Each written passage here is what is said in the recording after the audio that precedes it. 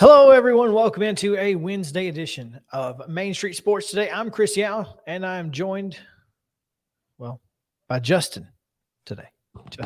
Justin is my esteemed colleague today. Mo Patton is on the road, headed back from Gulfport, and I know he's having a good time or had a good time on his trip, but he'll be back with us tomorrow. So no worries. Don't fret. You'll only get this train wreck today. So should be a lot of fun. A lot of folks are on vacation. In fact, everyone that I asked to come on the show was like, I'm kind of on vacation. And I'm like, you know what? That's perfectly fine. We'll make do. And we will, in fact, make do, as we have three fantastic guests today. Heather Williams will join us and talk a little NASCAR, as she does each and every Wednesday. We'll talk about the Chicago Street Race and the upcoming trip to the A. Atlanta is next on the list, so that should be a lot of fun. Also might get a chance to talk to her a little bit more about the history that was made this weekend and so much. So a lot of great stuff in the NASCAR world to get to. We'll also talk to Chip Walters, since we missed him yesterday. He'll update us on what's going on in the world of Middle Tennessee State, as they welcomed 4 new conference members on the first. So that should be fun as well. So we'll get the latest on what's going on there. We'll also talk with Mississippi Braves play-by-play voice and Jackson area native Chris Harris. He'll join us to talk a little bit about the Atlanta Braves, as 8 Braves were selected to the All-Star game this year, 2 of which played for Mississippi just a couple of years ago. Chris got a chance to call their games back then. So want to talk to him about what that's like in the Bryce Elder, Spencer Strider world.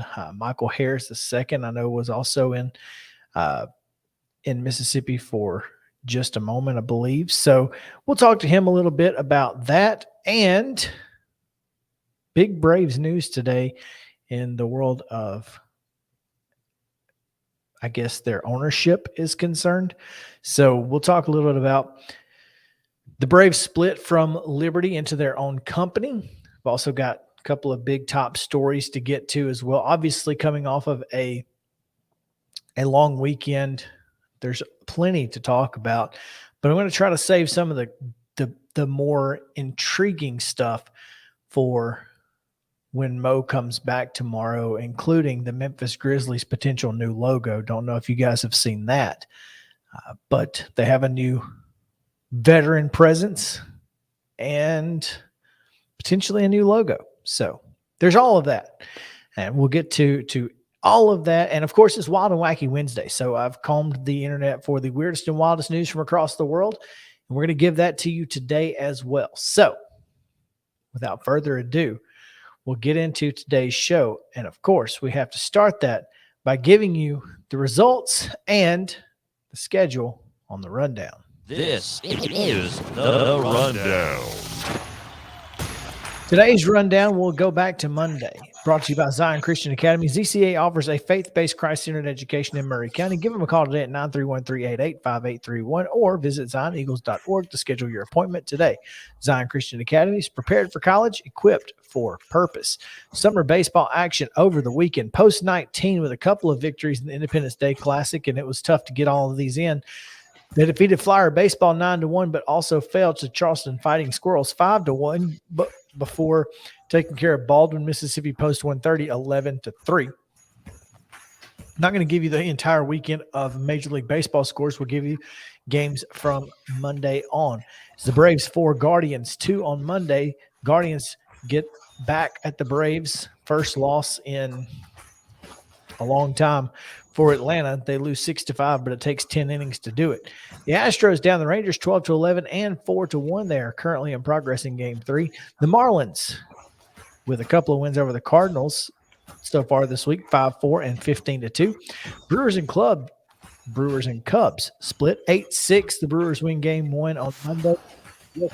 The Brewers fall to the Cubs in 11 innings, 7-6. It was the Reds 3, the Nationals 2, and Reds 8, Nationals 4. Nashville Sounds over the weekend. They defeated Memphis 7-5 on Saturday and fell on Sunday 9-8. They won Friday 7-5, fell Saturday 9-8.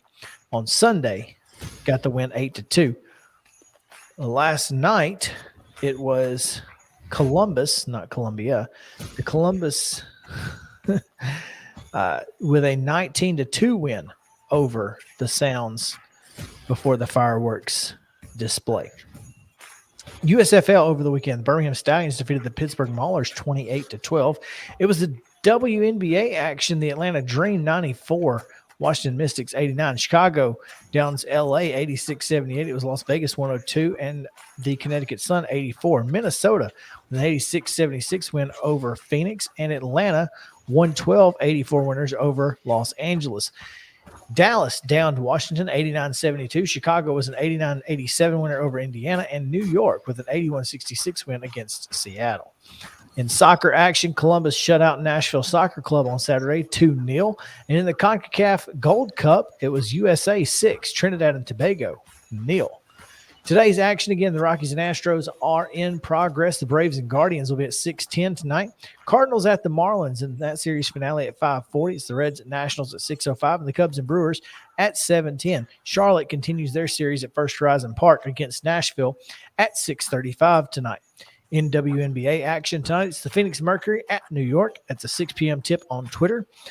Indiana's at Minnesota at 7, and Dallas is at Las Vegas at 9. Also at 9 o'clock on CBS Sports Network, you can catch Atlanta at Los Angeles. And that, folks, is your rundown.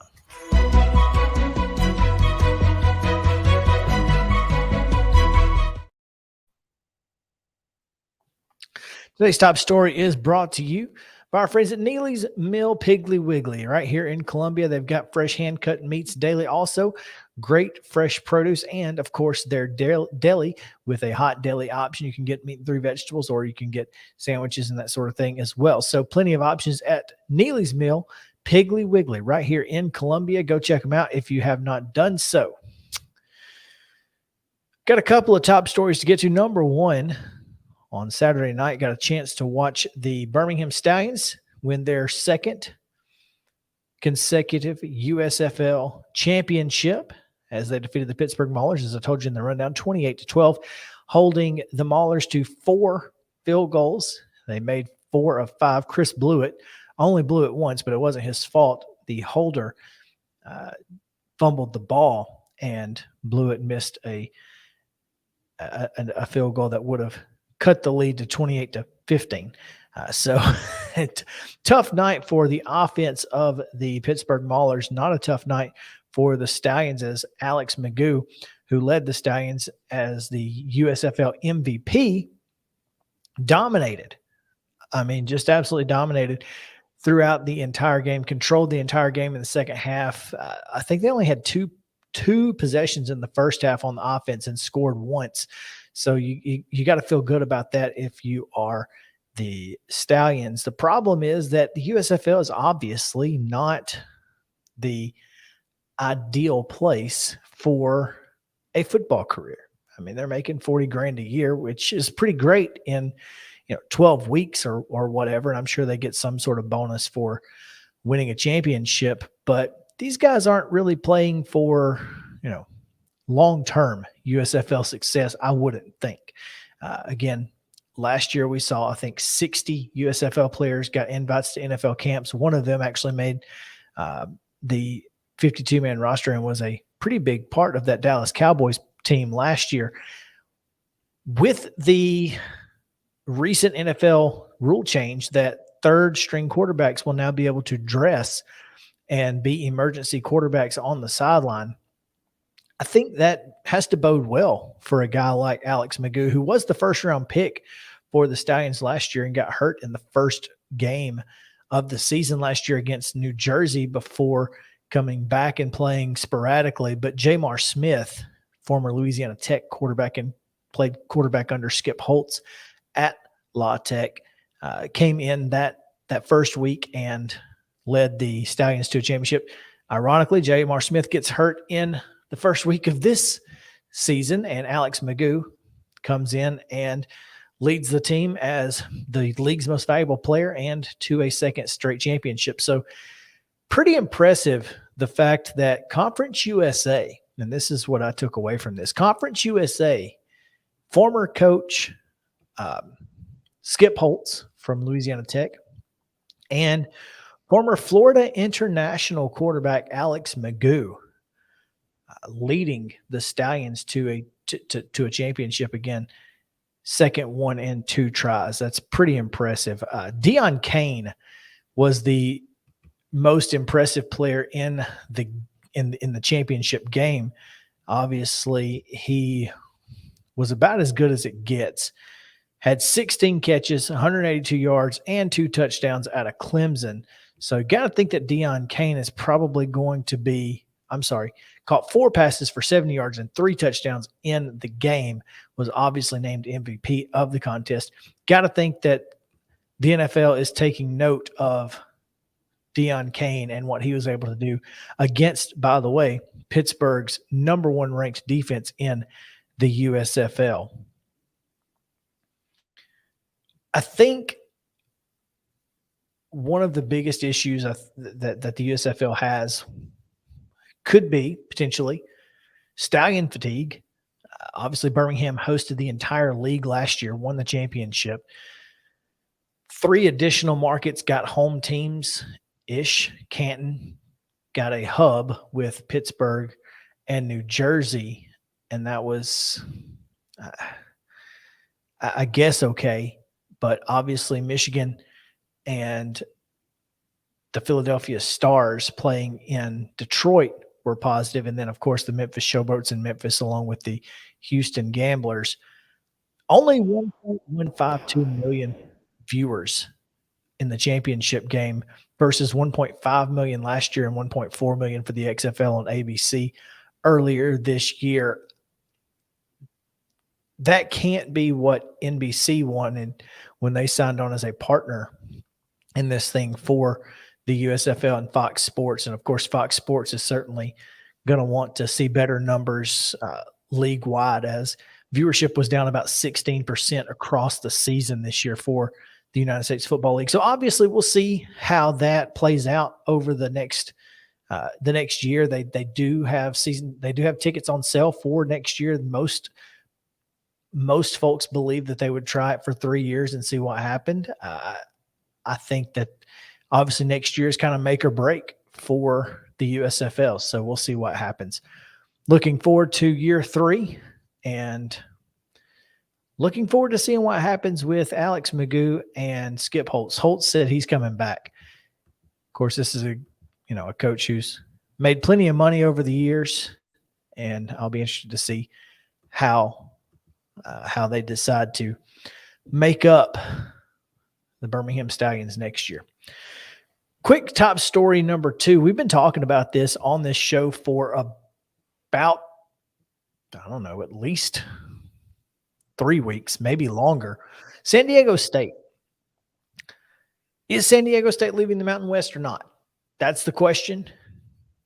I guess the answer to that question is whether or not you believe that their initial letter counted as officially withdrawing from the conference in the Mountain West. They obviously sent a letter expressing their intent to resign from the conference by June 30th or an agreed upon later date. Mountain West says, well, you're going to need to honor that because you said June 30th. Now, here's the problem.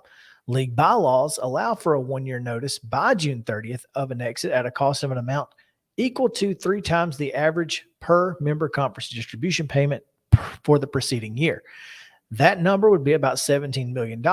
Well, if notice were given after June 30th, the fee doubles to $34 million.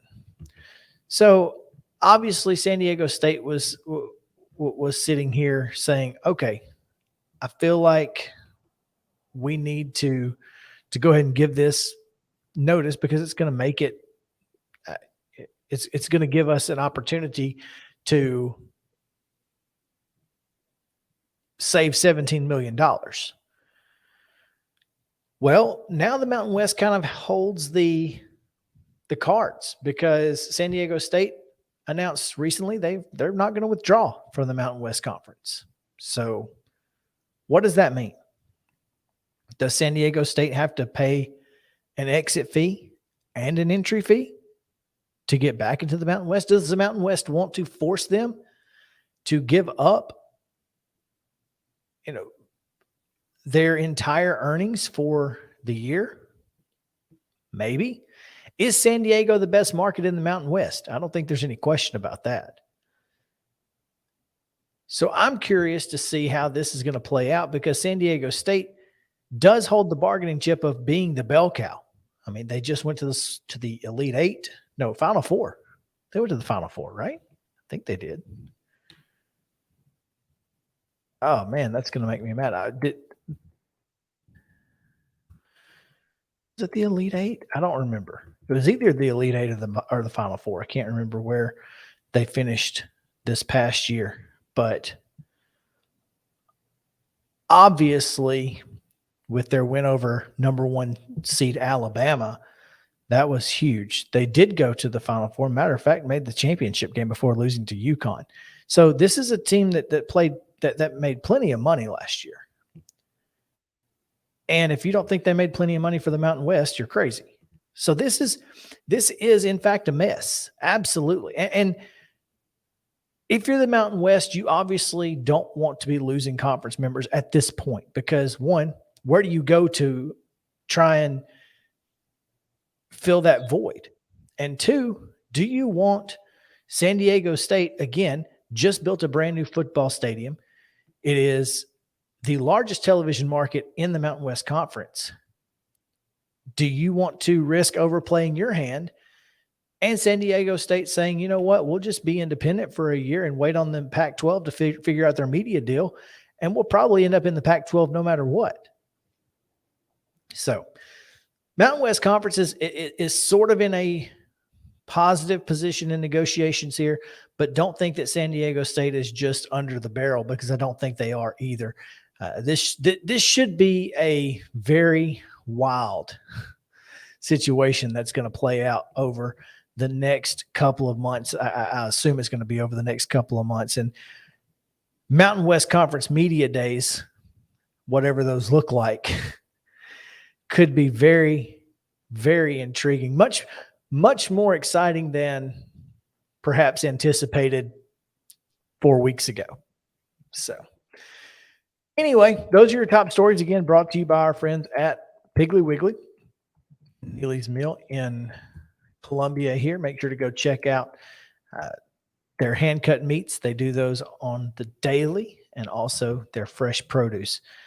So, yeah, I mean, they're going to have to pay something. I don't think they're going to get away with it without paying something. But I certainly think that they have the ability to negotiate what that's going to be, and they're not just going to have to pay whatever the Mountain West says. That's the key. So let's take our first break of the day. Heather Williams standing by, and we'll talk a little NASCAR as they were in Chicago over the weekend and headed to Atlanta next, where the players play, they say. So Heather Williams right after this on Main Street Sports Today, presented by Mid-Tennessee Bone and Joint. We'll come back to the Lee Company studio in just a moment.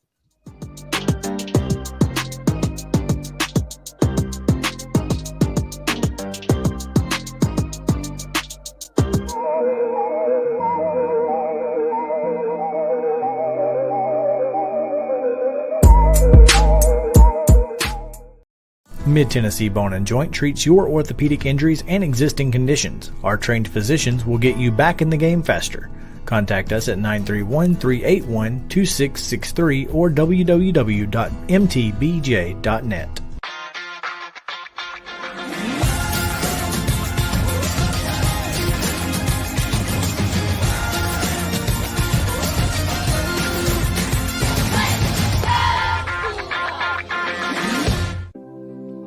Custom Stone Handlers supplies over 600 distributors and suppliers with quality stone products. Along with River Stone, we produce and distribute over 100 building, landscape, and other bulk products.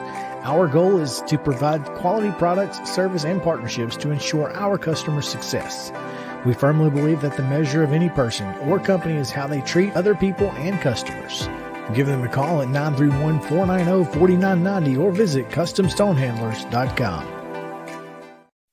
With Lee Company technology, the best handymen are hands-off. Lee Company techs have been using visual findings and other smart technology tools for years to add transparency and virtually take customers along. You see what we see, whether we're in a crawl space or on a roof. With Lee Company, technology helps us help you, no matter what's happening in the world or at your house. You can't see the sights without the sounds. From the crack of the bat to the roar of the crowd and everything in between, discover what Hit City has to offer.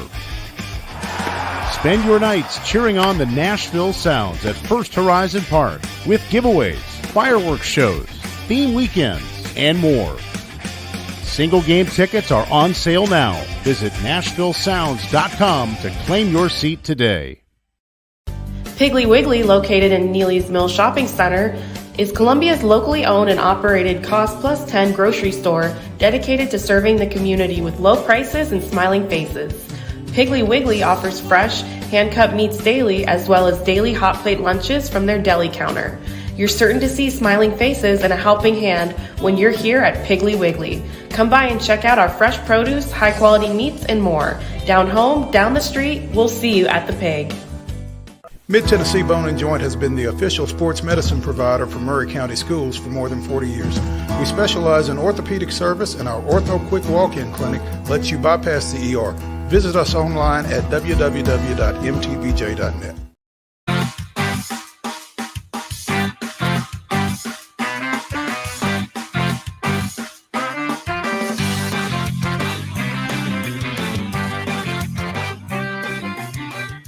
Welcome back in Main Street Sports Today, presented by Mid-Tennessee Bone and Joint. I'm Chris Yao in the Lee Company studio here in Columbia. Mo Patton on his way back from Gulfport, Mississippi, so he will join us tomorrow. That's why I have strategically asked to fill this show with guests. And as always on Wednesdays, get a chance to talk to WCYB TV's Heather Williams. Heather, welcome in. How are you? I'm great. I can't believe Mo just went to the beach and left you. Well, I was at the beach last week, so it is what it is. Let me rephrase this. I can't believe both y'all went to the beach and just left me. And left you. That's the real problem here, isn't it? No, I had a good time. I hope Mo did too, and I really think he did based on his Facebook posts. He certainly seemed to have the beach all to himself on Monday. I mean, I looked at, they posted pictures of Gulf Shores, and I thought, man, I'm glad I left when I did because it was packed. And then he posted a picture, and it was him and like 4 other people. So he's got it figured out. He went to the place where you can gamble, and there's nobody on the beach. It's genius. Yeah, it sounds like a pretty good trip to be. Yeah. Speaking of good trips, NASCAR, outside of up until the Cup race, NASCAR had a great trip up to Chicago in the Cup race. Now, obviously, having to cancel the Xfinity race was not ideal, but pretty solid weekend in hindsight for NASCAR in Chicago. Oh yeah, I don't know how you could call it anything but a success. The crowds were great, even in the pouring down rain in Chicago. The crowd stayed through the rain. The ratings were case scenario. It was the highest rated NASCAR race ever on NBC. The highest rated race in like several years, not called the Daytona 500. The biggest sporting event of the weekend. It was a good weekend for the sport, and I thought the racing was really good. The racing in the rain was entertaining. The changes, the change in the length of the race, I know created some controversy, but it also created a ton of drama. And oh, by the way, all the NASCAR regulars that were complaining about the change of strategy, the guy that won was on the same strategy as you, and he raced his way through the field and won. So I thought that it really had it all. I don't know how you call it anything but successful. For that final restart, I posted the gladiator gif. Are you not entertained? You have to be. Not been entertained by what you saw this weekend. I thought it was better than I expected. I was cautiously optimistic about the weekend, but I thought it was way better than I expected it to be. You mentioned the winner. First time ever that someone won their first race. SVG gets the win, and era. I'm sorry? In the modern era. Well, yeah, obviously. Yeah. I mean, for a couple of years when there were first race, but yeah, I mean Shane Van Gisbergen. Sure. Yeah. Phenomenal. I mean, just phenomenal. But I mean, he's a good racer, and he comes from a racing series, unlike some of the other guys, Jenson Button, or if you even point back to like Sam Hornish or something like that have tried to make this jump. He drives very similar cars in Australia's supercar. So it wasn't a huge adjustment. The biggest adjustment for him when you listen to him talk is, sitting on the opposite side of the car, because the rest of the world all drives on the other side of the car. So that was the biggest adjustment to him.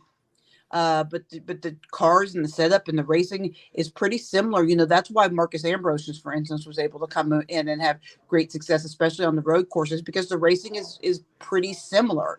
And he's a very successful and talented driver in that series. So I don't think it's any great surprise that he was successful. I think the fact that he was able to win is what makes it so impressive, because a lot bigger names, a lot more well-known guys and gals have come into the series and not being able to do what he did. It was really impressive.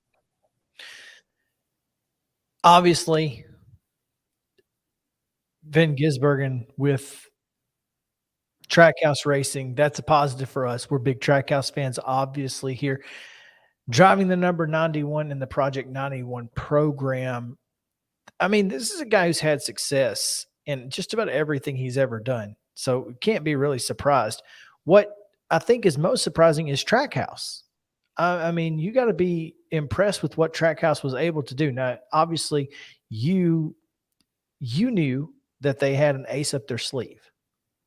Well, I think the most impressive thing about Trackhouse Racing, just from the get-go, is just how smart Justin Marks is. He is the poster child of what the next generation of NASCAR owner needs to be. And you see other owners copying it. 2311 now has a program coming where they're bringing in, and please don't ask me how to pronounce this kid's name, because I'll but a driver from, I think he drove some Formula One, that's going to drive on the street course or on the road course coming up here. I think it's Watkins Glen, in a third 2311 car. And what's so genius about this Project 91 and what Trackhouse is doing is they are bringing the best of the best from the other sports, and they're been pretty successful with it. And it's bringing fans in. I was listening to Sirius XM NASCAR radio yesterday. All these people were calling in saying, I've always been a Australia supercar fan, and I watched because Van Gisbergen was in the race, and now I'm a NASCAR fan. And that is the genius of this whole thing. You had people that were watching because of Jenson Button, sure, but it's the success of not just going and getting a guy and putting him in a car, because Jenson's a very good driver. He was in what was essentially a fifth Stewart-Haas car, but it was still a Rick Ware racing car. And the difference between being in a Rick Ware car and a Trackhouse car are obviously very different. And it just, everything he does just seems to be the right move. It's like he's been training for this his whole life, and he's just made really, really smart decisions from the start. It's impressive. You just have to tip your hat to what Trackhouse is doing and has been so successful doing in their infancy. So well done to Trackhouse. Looking forward to what they do next. I mean, because they just continue to impress in every decision they make. Almost, it really is insane. Obviously, Ross Chastain having a heck of a year, and Daniel Suarez is always competitive each and every week, and now with this win here.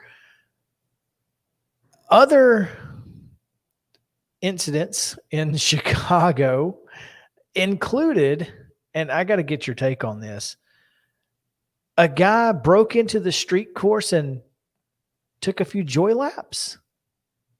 Is that what I understand? A Corvette owner? I hadn't heard that. It's not surprising. Running security for any NASCAR event is very difficult. Just talking to my friends at Bristol Motor Speedway, on non-race weekends, they have told me that people will just wander into the track like they own it, right? People are always trying to get in, on, around the track. And unlike a permanent course where, Bristol has gates that lock and 100 different levels of security that you have to pass to actually get on the track.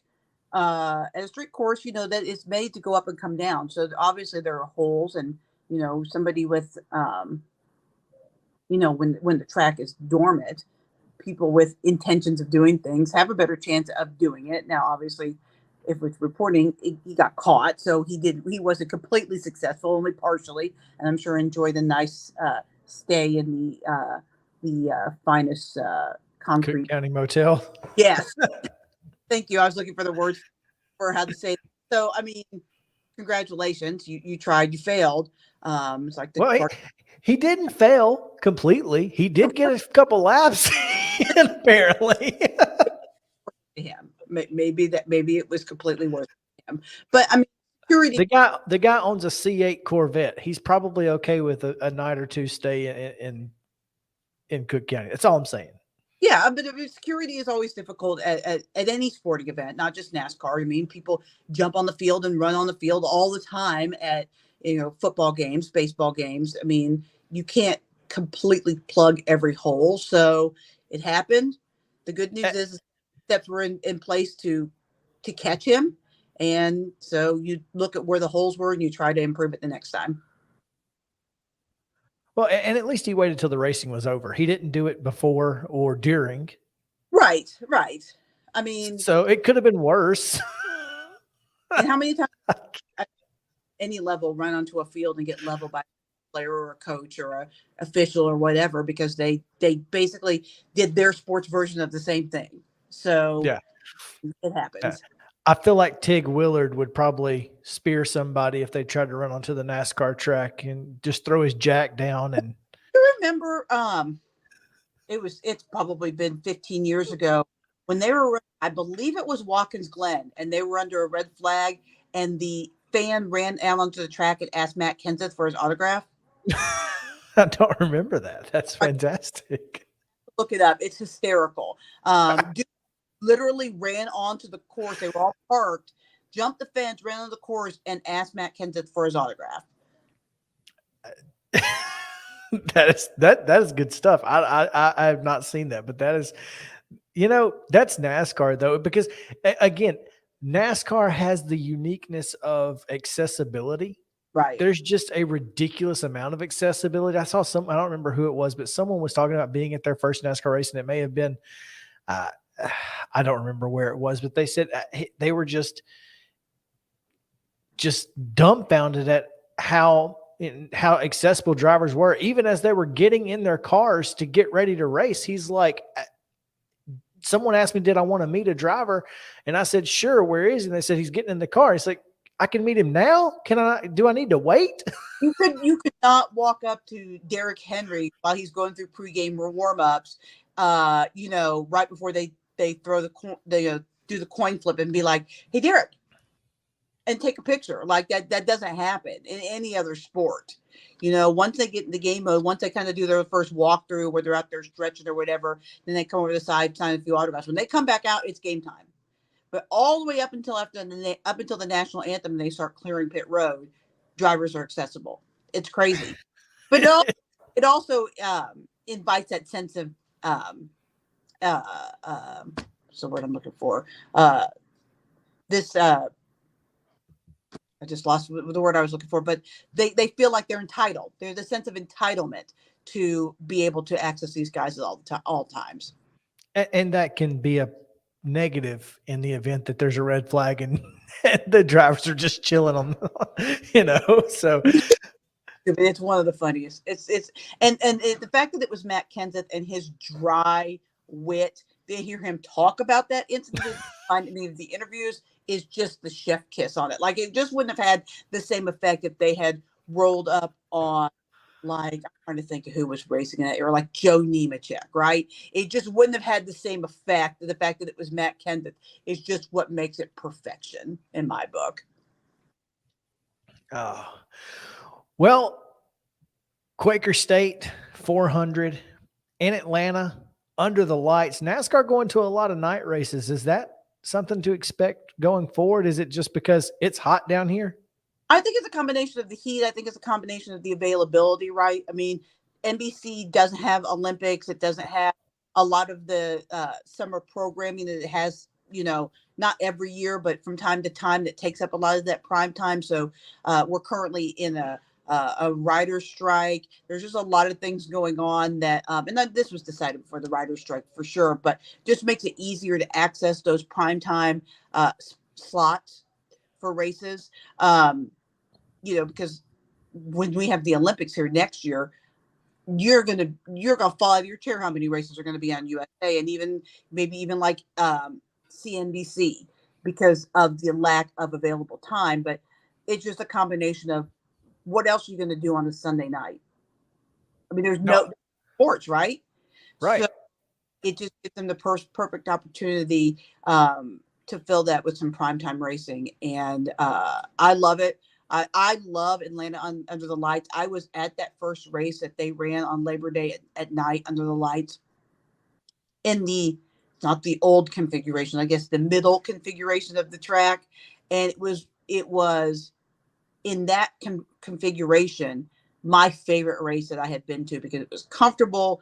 The track was obviously the speeds were so much higher because it was cooler. And it was really my favorite race up until last year, just because this new configuration just makes Atlanta a completely different animal. More like it's kind of a hybrid between Atlanta and Daytona. And I think that is. And under the lights is going to be even more It's entertaining.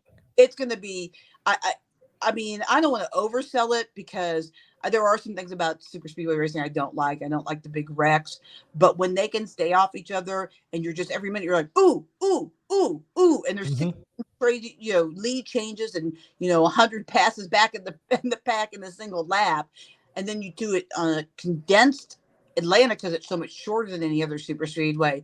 That's under the lights. It's going to be insane. Certainly looking forward to it. Quaker State 400 this weekend on Sunday, 7 o'clock Eastern, 6 o'clock Central. Make sure to check it out. Again, should be a lot of fun, and I'm looking forward to another great weekend of racing. NASCAR having a pretty good year so far, Heather, and looking forward to more of it. Yeah, if they can just fix their short track problem, I think it'll be. I mean, it's in the other than the fact that they cannot get this new car to race on the short tracks. I think the racing is as good as it's probably ever been in the sport. I think why a lot of people get disappointed is because short tracks are the bread and butter, and those are really the tracks where the sport should be at its absolute best. Bristol, Martinsville, Richmond. Those are the kind of the Darlington. Those are kind of the core tracks of the sport, the roots. But if they can get that fixed, this sport is in as good a position for growth when you toss in the road course and the eyes and the fans that they gain from this weekend and the guys coming over, whether it's Van Ginsbergen or Kimmy or Jensen coming over, it's in a really good position for growth and for long-term health of the sport. I completely agree, and I think that is exactly what NASCAR has needed, and they have found a way to find it. So, like you said, they've got one thing to fix, and if they can fix it, Katie, bar the door. So, yeah. Heather, thanks again as always. Appreciate it. Looking forward to seeing you again next week. Yep, always fun to talk to you. Tell Mo get back to work. I will, in fact. All right, we're going to take a quick break. Chris Harris will join us to talk a little M-Braves and Big Club All-Stars right after this on Main Street Sports Day, presented by Mid-Tennessee Bone and Joint. Come back to the Lee Company studio with us.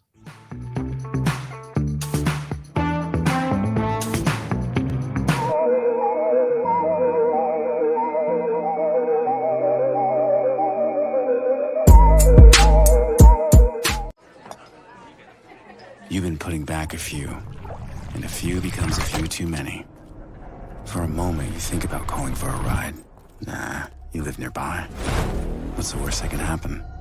You get pulled over, your insurance goes up, you lose your license, you total your car, you kill someone.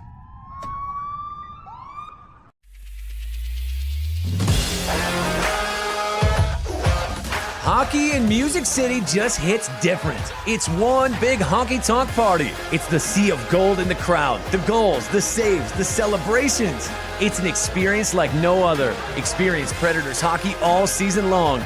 Visit NashvillePredators.com/season tickets and join the Loyal Legion today. That's NashvillePredators.com/tickets, and we'll see you at Bridgestone Arena.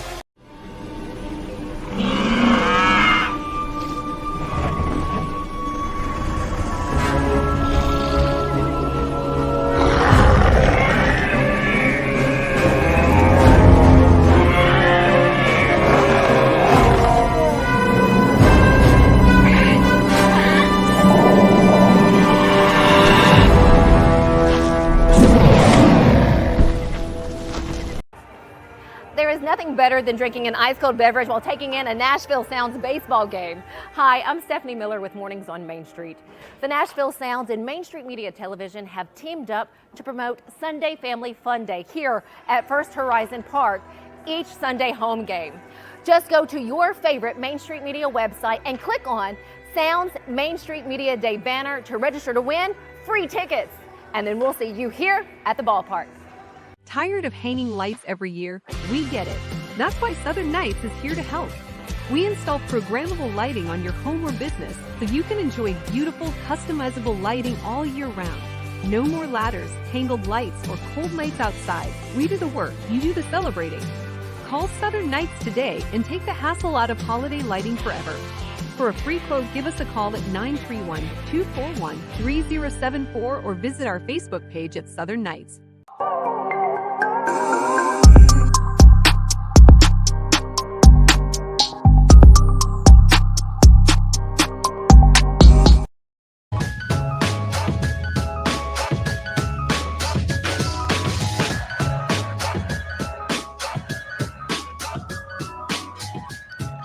Welcome back in Main Street Sports Today, presented by Mid-Tennessee Bone and Joint, taking you from preps to pros on this show each and every day. We've got you covered at every level, whether it be high school, professional ranks, or in between. Before we get to Chris Harris, I want to give you this day in Braves history. The Montreal Expos honored the great Andre Dawson by retiring his number 10 prior to a game with Atlanta. But the Braves spoiled the evening as Chipper Jones hit a grand slam in the third inning off of Pedro Martinez, and Tom Glavine tossed 8 innings to help Atlanta to a 5-3 win. So this day in Braves history with a little Braves dub. Always good to get those. Now we will go to Chris Harris, who's standing by to talk a little bit about the Mississippi Braves, but also some big league Braves that he got a chance to see when they were in Mississippi. So, Chris, thanks for joining me, man. What's going on? Man, doing well. Can you hear me okay? Oh, I hear you great. Perfect. I was in the booth, so I might as well throw on the headsets and do it this way. But no, thanks for having me on. I saw Mo. He was in his beach attire down in Biloxi when I saw him the other day in Biloxi, living his best life. So yeah, it was great to see Mo. I'm a little disappointed not to see you on vacation with him though. Well, I was actually in Gulf Shores on the other side the week before, so we kind of crisscrossed there, but. Glad that he got a chance to get down there, and glad he got a chance to see the Mississippi Braves, the babies of the Braves organization. And you know, you've had a chance to see a lot of great Braves come through Mississippi, and including a couple of guys who will be in the All-Star game coming up this weekend. How crazy is that to know that just a couple of years ago, these All-Stars were, in South Mississippi. yeah. It's nuts. I mean, the way the game has changed, this level of baseball, even since I've been in AA, it's seemingly just that much closer to the big leagues, than you ever were before. You don't really have to put much time in AAA. We saw that, last year with Mike Harris and Vaughn and Spencer Strider. I mean, he only made one appearance. It was in relief for AAA Gwinnett a couple of years ago, and then he was in the big league. So, couldn't be happier for a guy like Spencer Strider, who, I mean, he had nearly a 5 ERA for us here. I think a lot of people were wondering if his makeup would play at the major league level. But I think those questions have been answered in a major way. He's become one of the most dominant pitchers in baseball. And, for Bryce Elder, I mean, you knew he was going to be a workhorse, and to see him, get sit down early in the season, respond well. I mean, there's really not much that will phase Bryce as a person. He's almost unflappable, and to see him the way he can give the team innings. I mean, the perfect example of Bryce Elder was his line the other night. I mean, he goes 6 2/3 innings, gives up just one, or he strikes out just one batter, but gives up 2 runs. So he can be effective by striking out hitters, by getting ground balls, and I mean, you recognize when guys are playing well by getting an all-star bid, and the franchise record 8 of them for Atlanta this year. Yeah, not only will they have those who are starting, which includes Sean Murphy, Orlando Arcia, and Ronald Acuna Jr., but Matt Olson at first base, Ozzie Albies at second base, third base, Austin Riley, the entire infield makes the All-Star game, as well as, again, Strider and Elder. Bryce Elder is a unique situation, isn't he?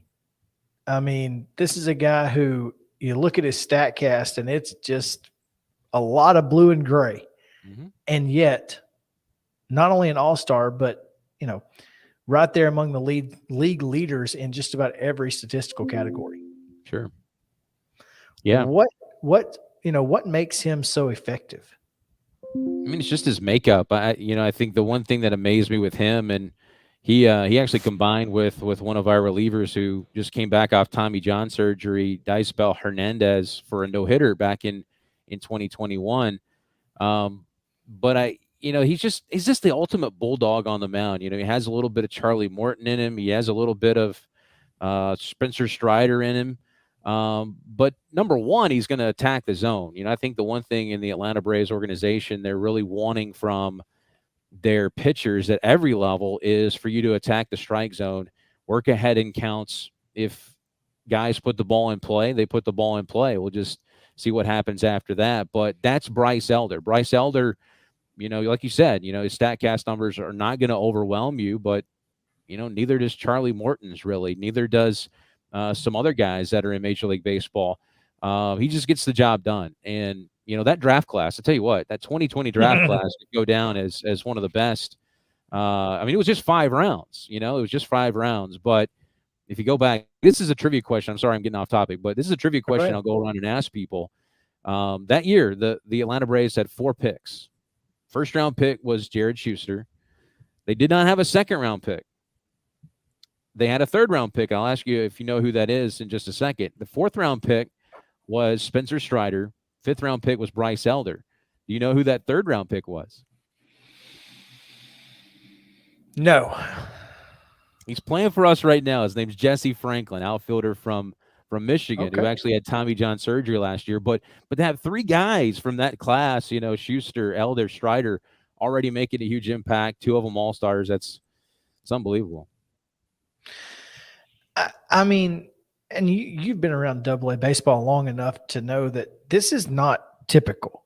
I mean, how have the Braves been able to do this? And let's not forget that, the Braves currently have a guy who's been making spot starts for this club who just started pitching 3 years ago, began throwing a baseball. How do the Braves do it? Is there something, in Mississippi, do you guys, feel like you have a really solid pitching coach staff? What is it? Yeah.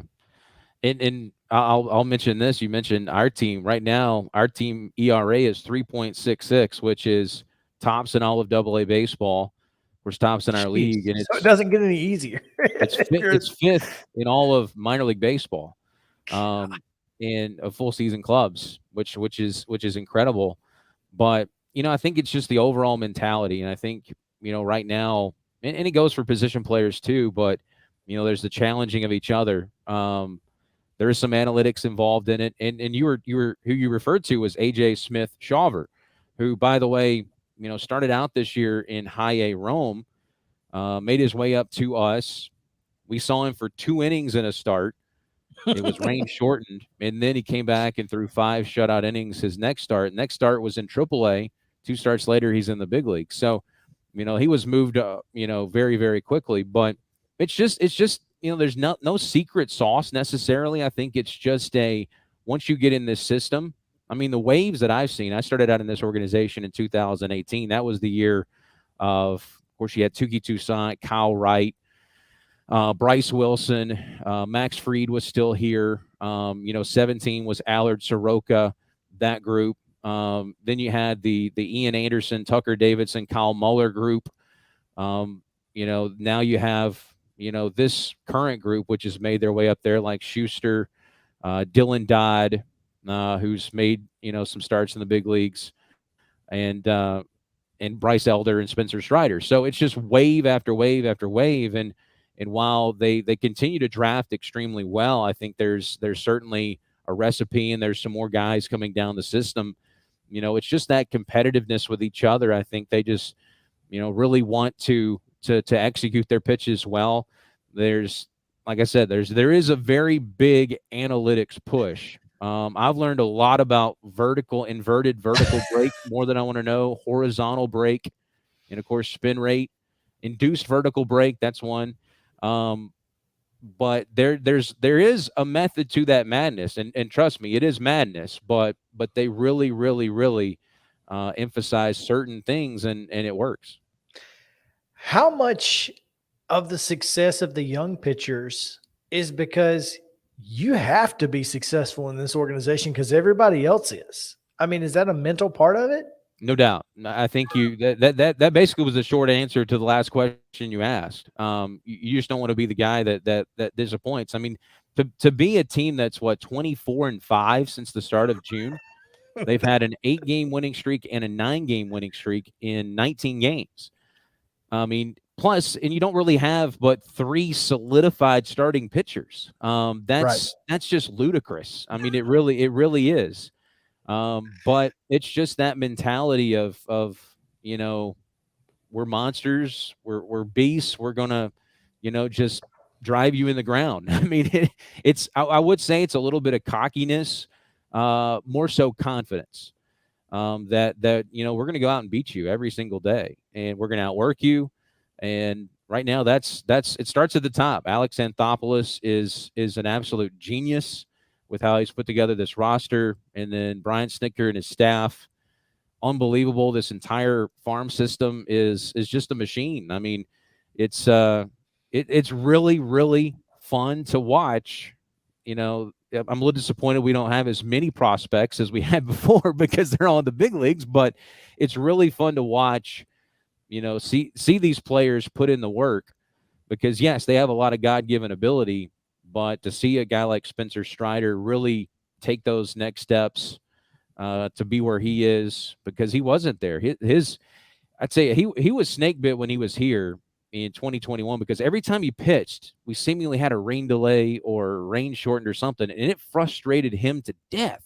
I mean, the guy was just a mess mentally, and to see him get over that and now be unflappable in the big leagues is something.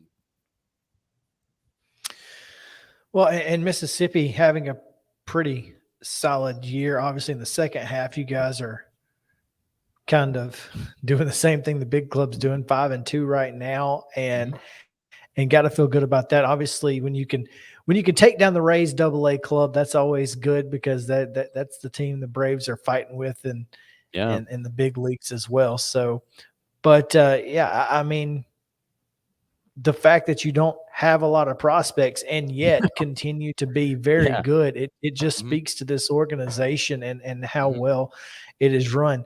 One guy who is looking to potentially get into the mix in Atlanta, Jaden Ham, out of here in Columbia, pitches for Middle Tennessee State right now and threw for the Braves at Coolray Field over, I guess, the last couple of weeks or so.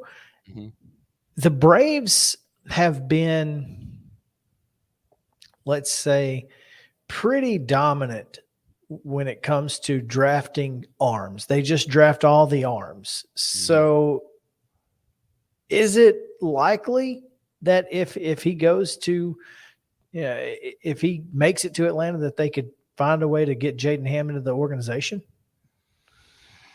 I'll be honest with you, Chris. I'm not super familiar, with him. But that's their MO.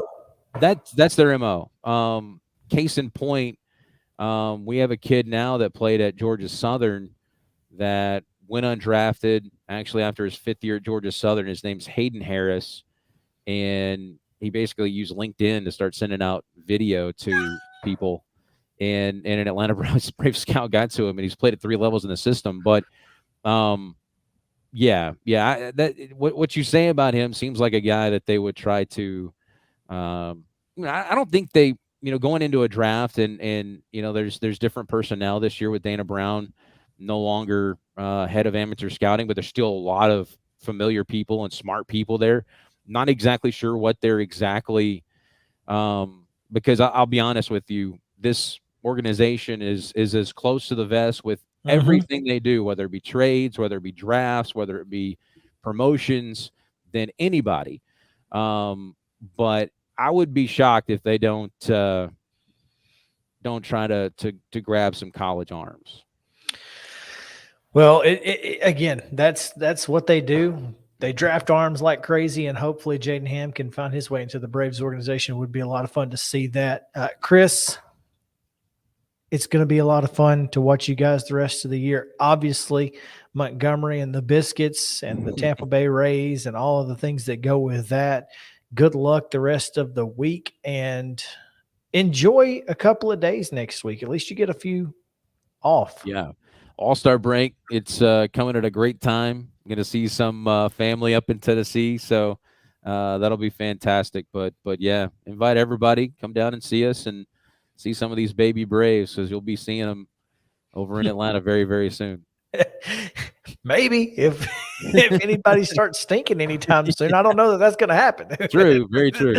This point, gosh, who knows? But looking forward to it, man. Thanks for taking some time with me today, and we look forward to seeing you guys down the road. Chris, appreciate it, man. All right. We'll take a break. When we come back, Chip Walters will talk a little bit about Jaden Ham as well, because it doesn't look like he's going to be returning to Murfreesboro in the true blue, but some folks will be, and we'll get to it right after this on Main Street Sports Today, presented by Mid-Tennessee Bone and Joint. Back to the Lee Company studio in just a moment.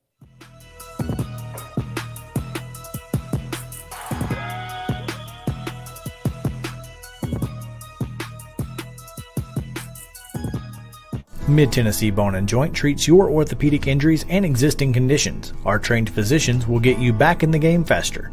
Contact us at 931-381-2663 or www.mtbj.net.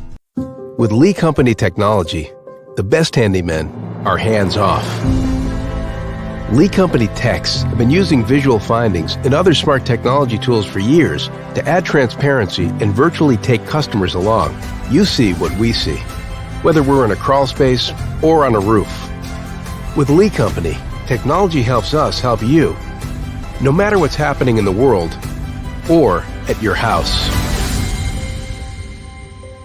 Jones & Lang Sporting Goods here in Columbia has been outfitting teams, officials, and anybody else from T-ball to college for 50 plus years. Be sure and check them out at 931-388-8060 or online at jonesandlang.com. Jones & Lang Sporting Goods, the look of a winner. Zion Christian Academy, zioneagles.org or 931-388-5731. You can schedule your appointment. Go tour their campus. It is beautiful over there, and you're definitely going to want to see it. Again, it's zioneagles.org. Give them a call, 931-388-5731, and schedule your tour today. Welcome back to Today's Better Health. I'm Colleen Barton, and I'm here with Dr. Gil Kentoff and Dr. Wendy Toohey, and we're talking about the latest treatments in back and neck pain. Many people, Colleen, come to see us with neck and back pain, and they develop tingling and numbness down the arm or lower back pain that develops into sciatica shooting down their leg. And for these patients, we have an advanced treatment technology, non-surgical decompression therapy, that we really introduced to this area. It separates the vertebrae and creates a suction to allow fluids and nutrients back in to heal the disc naturally, relieving pressure on the nerve and on the joint. It's an amazing treatment. We've been helping patients like this for the last 30 years, helping them get back to work, get back to their family, get back to the life they want to live. I mean, it really is amazing. Technology helping us to live pain-free and better lives. Right. And I bet you have a special offer. The first 25 callers will receive an examination, x-rays, review of our findings, and their first treatment, all for $39. Call 615-551-3897 today to receive this special offer. A game without a crowd is just a scrimmage. A performance without an audience is just a rehearsal. Without your presence, high school sports and the performing arts aren't possible. Ensure that these essential extracurricular activities continue to enrich the lives of students in Tennessee. Purchase a ticket to your local high school's game or performance. This message presented by the TSSAA. You can't see the sights without the sounds. From the crack of the bat to the roar of the crowd and everything in between, discover what Hit City has to offer. Spend your nights cheering on the Nashville Sounds at First Horizon Park with giveaways, fireworks shows, theme weekends, and more. Single game tickets are on sale now. Visit NashvilleSounds.com to claim your seat today. Mid-Tennessee Bone and Joint has been the official sports medicine provider for Maury County Schools for more than 40 years. We specialize in orthopedic service, and our Ortho Quick Walk-In Clinic lets you bypass the ER. Visit us online at www.mtbj.net.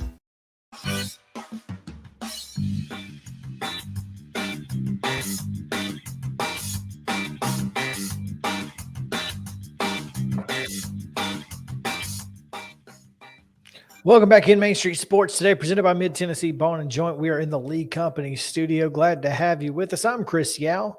Mo Patton will be back tomorrow. Traveling back from Gulfport, Mississippi, he is today. So looking forward to getting back together. It's been a while. It's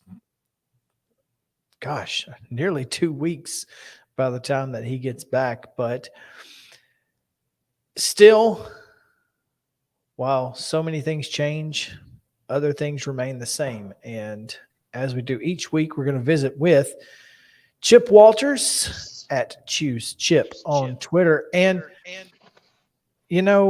Chip, we like to visit with you on Tuesday until, it's not Tuesday until it's Wednesday. That's correct. And today seems like Monday.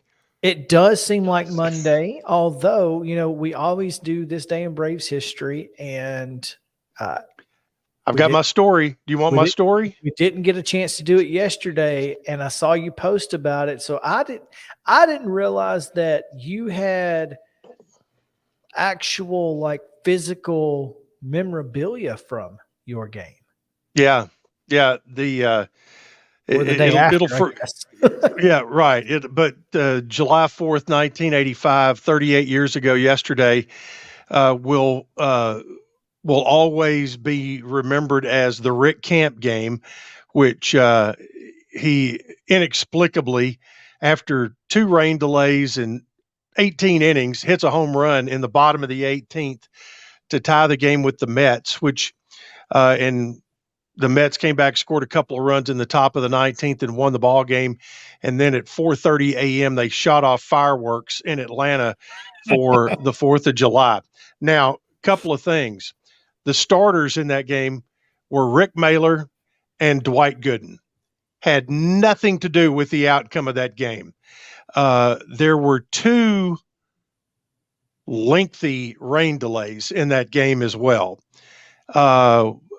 As a matter of fact, and there were about 50,000 people there that night. Ran into a girl I was in a girl that went to middle, who from Tullahoma actually, and I ran into her and her family out on the concourse during the first rain delay. Well, they left, drove to Tullahoma, and still watched the end of the game on television. That is wild. It's crazy. But what you saw on my Facebook post, I happened to have a field pass for the game because at the time I was doing stuff at WGNS, who is a Braves affiliate, and was able to get a pass and got down on the field, did an interview with Eddie Haas, who had the personality of this mouse, and he was not really excited to see me, but also got a chance to talk to Dale Murphy. And Murph tolerated a 22-year-old college kid, and I gave my camera, because obviously I didn't have a phone at that point to take with me. The cord was not that long coming out of the kitchen of my house, so it was anyway. Long. It could have got to Tullahoma, but that's about it. That's right. But took the picture of me and Murphy, and there's a couple of really interesting things about that picture. Number one, that I'm really proud of, finally in late February or early March of this year, I put that picture of me and Murph in the comments of that post, and you can see he signed it. To Chip, Dale Murphy, we survived July 5th, 1985. So I'm really proud that I finally got that taken care of. I've been trying for 35 years to get that picture signed. Secondly, he got it signed. I got it signed because he was in Manchester to do an event for Coffee County High School baseball, which had about 400 or 500 people there. And as you would expect, Murph was gracious, just terrific. I got my picture made with him. We talked about 38 years ago, yada, yada, yada. But if you look closely in that picture of Murph and I from 1985, behind Nakahoma's tent, or teepee, I should say, to be correct, up on the matrix board, it says, "This is Mormon night with the Braves." Who's the best Mormon baseball player you've ever known? Dale Murphy. I mean, So- yeah, it's got to be Murph. So that makes it a little more special. And but that is my story. Me, Jeff Jordan, Bobby Gardner, Bobby Wesson. We made the trip down there. I can tell you for a fact they quit selling beer at 1:00 in the morning. Well, that was nice. Yeah, and but it is still it's still the craziest thing I've ever seen in real life. I guess technically it is this day in Braves history. There you go. Because, as really about right now, exactly about this time, 38 years ago, I was going on the field at Fulton County Stadium. The launching pad. Man, that's so crazy, but it's wild and got to be one of the more unique things to ever happen in all of Major League Baseball. And it was just crazy. And only 12 and a half people saw it. I was surprised that there was probably about, 10, 15,000 people left when it was finally over. And it started out as a near sellout with, with the Mets coming in, and you had Darryl Strawberry playing. Gary Carter was catching for the Mets. And Dwight Gooden was starting against Rick Mailer. And Mailer was as good as anybody during that time. Well, and I mean, let's be honest with you. Baseball and July 4th kind of go hand in hand. Most people are coming for the fireworks show. So the fact that they all stay, the folks down there are probably like, all right, what do we do with these fireworks? Well, we paid for them. We might as well shoot them off. Next thing you know, it forced a change in the city ordinances for fireworks in Atlanta. That night did so. But I will never think of July 4th without thinking about that trip and that game. That is wild, man. Well, Chip, maybe we should talk about Middle Tennessee State. I just got a chance to talk with Mississippi Braves. I saw that Chris Harris, and out of Jackson area, Tennessee. But thought it was really interesting because obviously the Braves are getting ready for the upcoming draft, and Jaden Ham pitched a little bit for the Braves at Coolray Field, and it's been the Braves' MO to draft arms and just draft all that they can. So you got to think that Jaden Ham is a potential target for the Bravos. You would think he might be, and there's a podcast up on GoBlueRaiders.com right now with Jerry Myers. Sam Doughton has done a series with every head coach called the Coach's Check-In, and Jerry talks about Jaden Ham and Eric Swan both. And he kind of breaks it down a little bit and talks about, their physical tools, how they're both, gifted with their physical tools.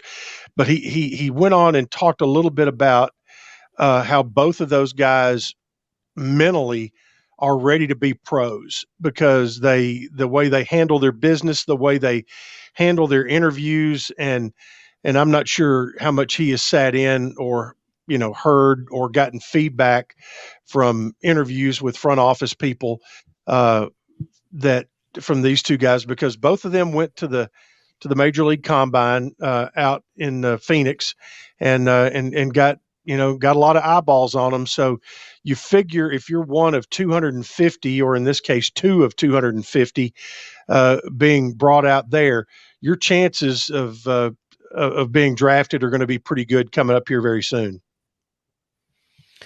One would think so, and obviously that's a big blow to the Blue Raiders program. Obviously, losing your Friday night starter would not be ideal, but I mean that's the goal, right?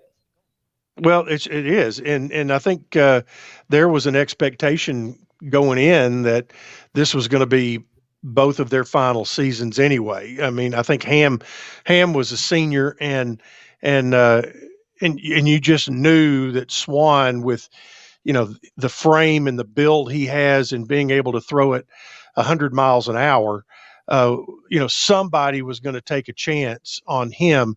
And we'll see where that happens to be. Talking to Bob Jameson, who was the longtime voice of the Sounds, and then went on to the California Angels. And we were talking the other day because Bob does some games for us now, which is how lucky are we to have a former big league guy do some radio for us in baseball.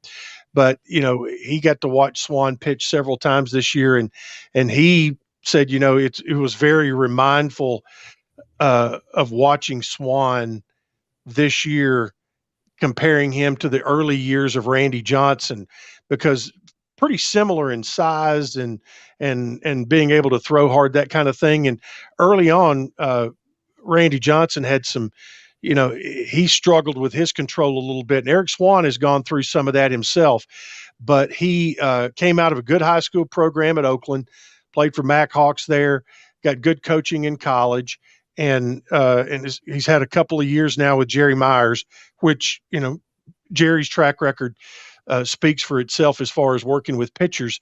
But, he's now in a position this year where the last month of the year, I mean, you could physically see him getting better and better with every start. So you hope that he is able to take that momentum and move it, take it into the professional ranks when, right after draft day comes.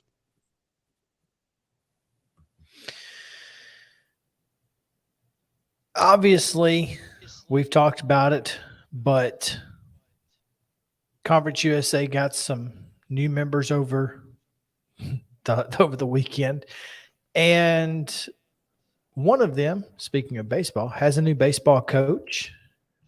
Jacksonville State. Did you expect Jim Case to retire?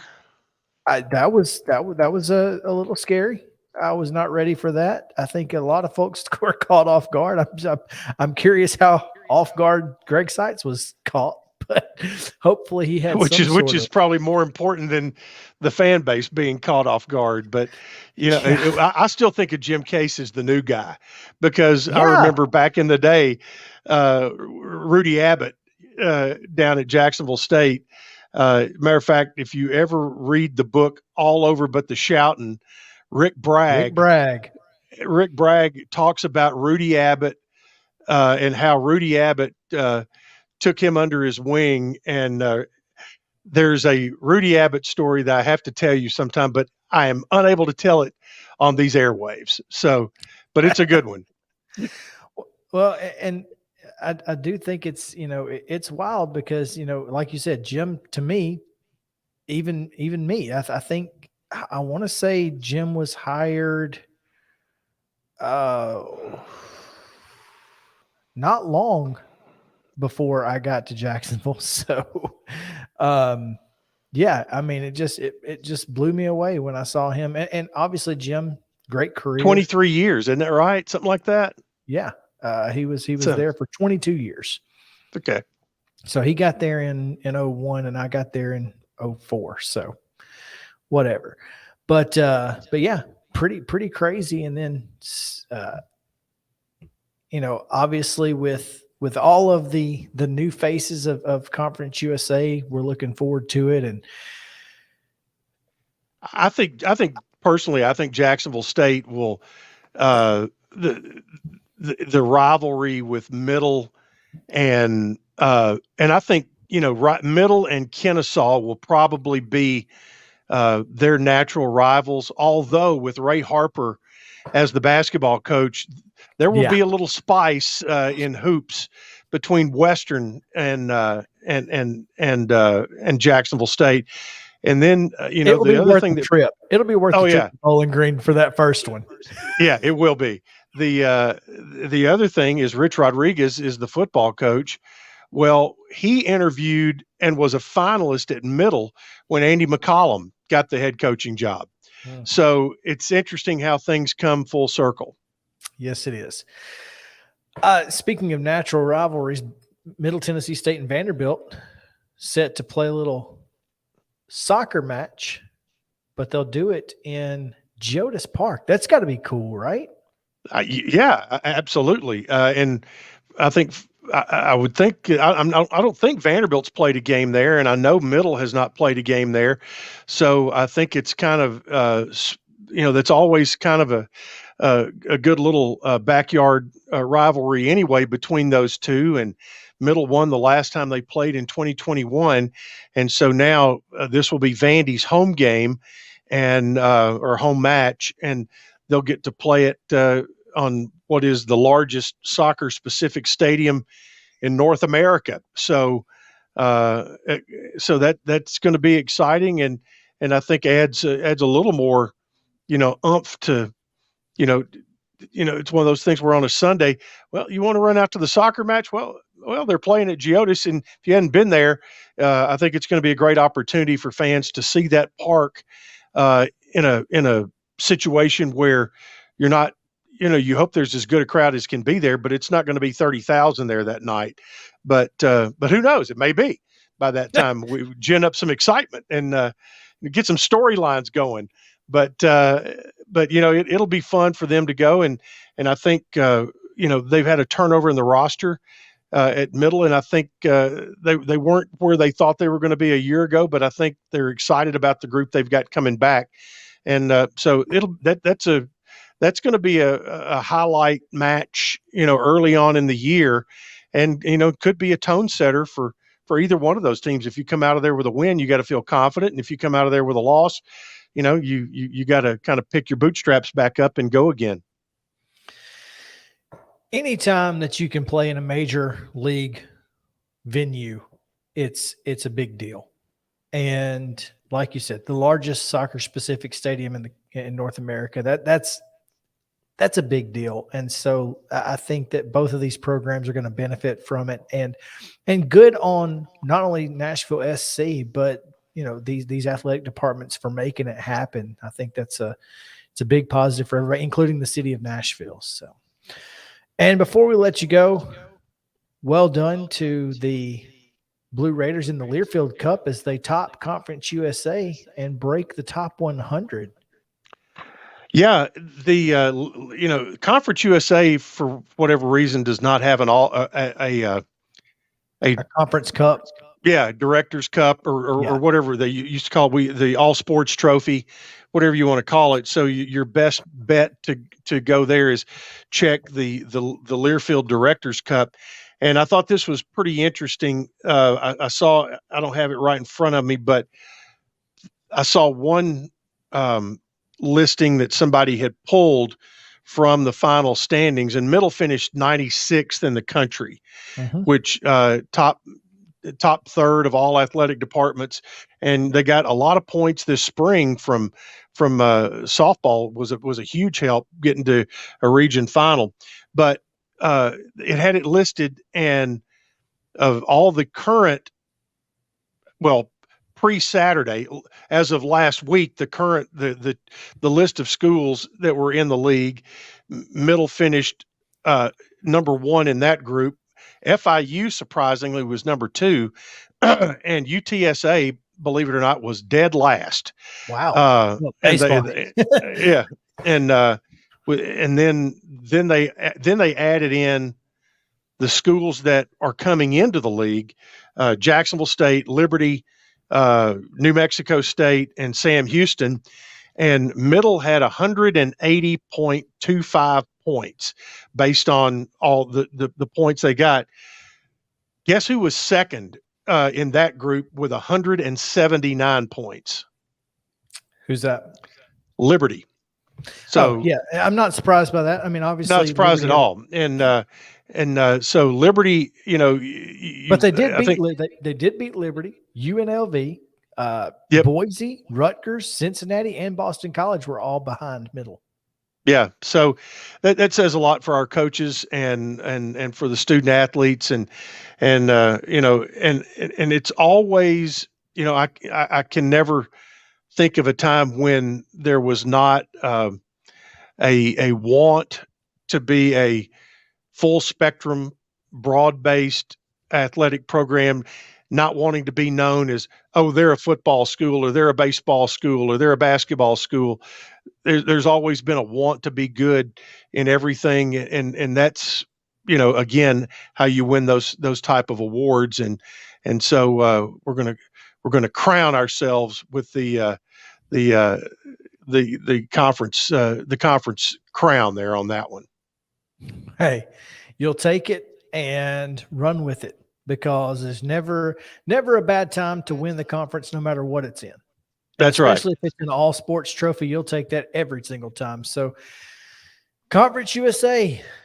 Yep. Hey, one little patriotic thing here before we go is the athletic department has announced the 2023 Seats for Soldiers initiative, allowing fans to purchase and donate seats to football games directly to U.S. veterans, and you get a regular price for a sideline reserve ticket is $24. You get it for $16. You can make a donation for $16, and not only do you give a ticket to a veteran, the athletic department will match that. So really, for $16, you can give 2 tickets and allow a veteran to come watch a game. Well, you should definitely do that if you get a chance, and make sure some folks get a chance to go out to some football games. Hopefully they'll get those midweek games too. That's right. It should be fun throughout the entire month of October. I'm looking forward to it. Chip, as always, we look forward to talking to you again next week, and have a safe and fun start to July. That's right. Remember, today is not Monday, it's Wednesday. And Friday is just around the corner. Yeah, that's correct. Just around the corner. That's right. We'll talk to you then. All right. See you, Chris. All right. It's time for the weirdest and wildest news from across the world on Wild and Wacky Wednesday. Justin, I got some fun stuff for you, and it's just for you, because I know how much you love broccoli. Don't you love broccoli? Isn't it like your favorite thing in the whole world? Oh, absolutely. I love it so much. Well, yeah, exactly. Well, here's another reason not to eat broccoli. Okay. A grandfather received a scare when he opened a bag of broccoli and found a live snake tucked inside. Oh, no. That's right. Neville Linton, 63, said discovering the young ladder snake, which is capable of a nasty bite, was a frightening experience. And he said he brought the broccoli from an Aldi branch in Stourbridge, West Midlands, UK on June 2nd. He put it in the refrigerator before taking it out to prepare a meal 3 days later. That's when he found the snake. Yeah, this guy who works in industrial cleaning is afraid of snakes. So, relatives jump to his aid and make sure to scoop it up. But, what kind of snake was it? A ladder snake. It's pretty tiny. I mean, based on what I'm seeing here, because obviously it had to be tiny to be in a pack of broccoli, but it's a fairly small snake. And I thought that was, just wild, right? That's very wild and wacky. I mean, come on now. I already didn't want to eat broccoli, but now, not a chance. Now we have a reason. That's right. A good reason. There is no good reason to do what these two men did in Florida, though. Detectives accused Miami-Dade County men of stealing 300 gallons of used cooking oil. That's a lot. Now, what you gonna do with that? 300 gallons of cooking oil. I don't understand what you do with it. Apparently, the recycling companies that get it, they turn it into like animal feed, biofuels, et cetera, et cetera. And apparently, there is a massive market for cooking oil these days, dude. Like I guess they were going to sell it on the black market. What are we doing? Yeah, I know. I mean, just go to everybody's house when they're cooking burgers and just be like, hey, let me get your cooking oil because I got plenty of it. I mean, not 300 gallons, but geez. Doesn't make any sense, man. 300 gallons. And now, well, that's a felony. Should be. It's too many It gallons is. of anything. It is a felony, in fact. So, grand theft charges of nearly $1,300. That's going to do it for us today on Main Street Sports Today. Come back tomorrow at 2 o'clock. Mo Patton will be back, and we will too on Main Street Sports Today.